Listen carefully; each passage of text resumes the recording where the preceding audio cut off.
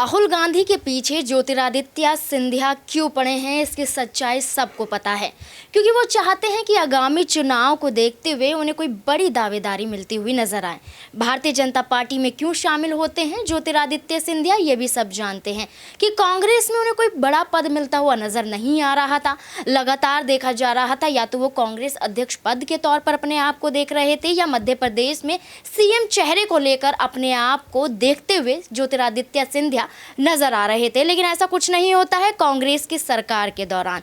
वहीं जब भारतीय जनता पार्टी में शामिल हो जाते हैं ज्योतिरादित्य सिंधिया और जब लगातार देखा जाता है कि चुनाव आने वाला है, तो ऐसे में वो राहुल गांधी पर निशाना साधना शुरू कर देते हैं। राहुल गांधी पर सवाल दागते हुए नजर आते हैं। यहाँ पर साफ तौर पर जाहिर कर रहा है कि वो मध्य प्रदेश में राहुल गांधी से बचने के लिए और मध्य प्रदेश में राहुल गांधी को टक्कर देने के लिए चुनाव में इस तरीके के बयान पेश करते हुए नजर आ रहे हैं, ताकि यहां पर भारतीय जनता पार्टी मध्य प्रदेश में उन्हें सीएम पद की दावेदारी के रूप में देख सके। लेकिन क्या ऐसा हो पाएगा?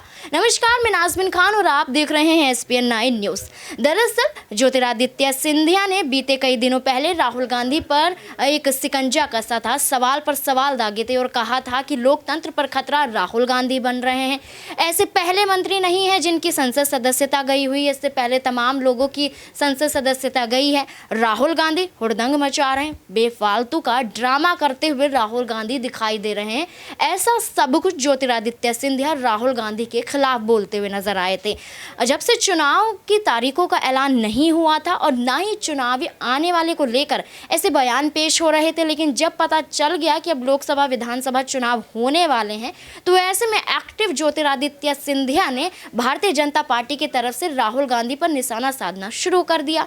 अब हाल ही में ज्योतिरादित्य सिंधिया ने राहुल गांधी को ट्रोल कहा है और वो कहा है कि ये तो ट्रोल बनकर ही रह जाएंगे, यानी कि लोग इन पर ऐसे ही सवाल दागते रहेंगे, ट्रोल करते रहेंगे और राहुल गांधी ऐसे ही देखे जाएंगे, यानी कि सीधे तौर पर पप्पू कह दिया उन्हें। वहीं दूसरी तरफ वो ये कहते हैं कि यहाँ पर जो वो कहते हैं कि मैं सावरकर नहीं राहुल गांधी हूँ, तो वो उन्होंने एक समाज का अपमान किया है।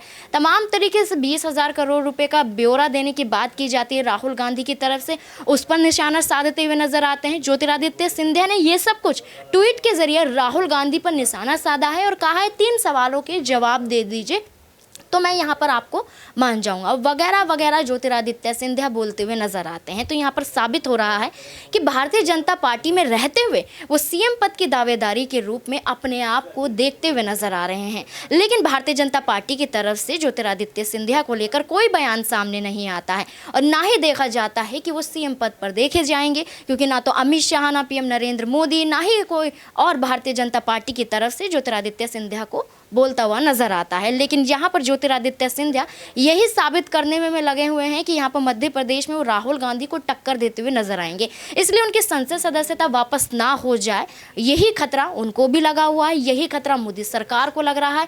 लेकिन यहाँ पर भारतीय जनता पार्टी जो फैसला नहीं कर पा रही है ज्योतिरादित्य सिंधिया को लेकर, क्या ऐसे में उनके लिए बहुत बड़ा नुकसान होने वाला है? क्या कांग्रेस का साथ छोड़ने पर ज्योतिरादित्य सिंधिया ने बहुत बड़ी गलती कर दी है? ये सबसे बड़ा सवाल बनता हुआ नजर आता है। आपकी क्या राय है? कमेंट बॉक्स में ज़रूर बताएं। धन्यवाद।